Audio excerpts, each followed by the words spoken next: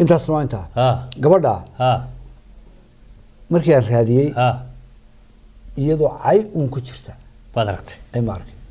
عي صباح دي يا رزاق فتح صدق ما يلا ها عيب marka waa aytamaysaa عيب يكون أفتحيسه reerka dhibka iyada u soo jiiday oo gobolku ugu dhacaya aroorta dambe iyo arsaaq fatax caadi bay ku aftaxaysa saas ku caana maasha wariyur shaqo talaansi ya yurub bla shaqo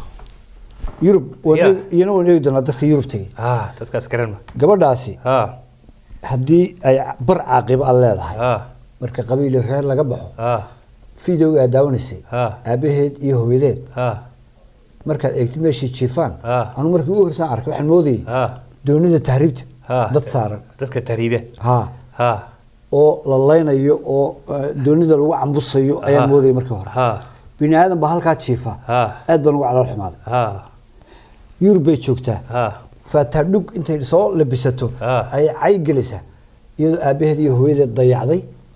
oon furaash u gadin oon sariir u gadin oon guri u karayn oon guri u dhisin dhibaato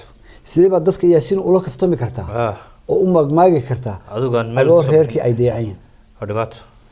hadda ka hor sheekadan oo kale ayaa dhacday gabadh iyaduna baraha bulshada ku jirta oo aad iyana u caytanta ayaa la soo helay hooyadeed oo burco joogta waa dileen iyana caayaysa markaa reer burco dhibaatada waxay qof walba magaalada uu ka yimi ayuu caayaya meesha u dhashay ayuu maagay iyo dadkeedii aad u maagaya marka niman dhalinyaro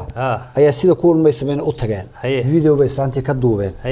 ay sheeganayso u dan sheeganayso ilaa xama haysto rafaad iyo saboolnimo iyo dhibaato iyo maciishad la'aan dhibaatan haystay ilaa ayna haysta hooy xitaa meelaan seexdo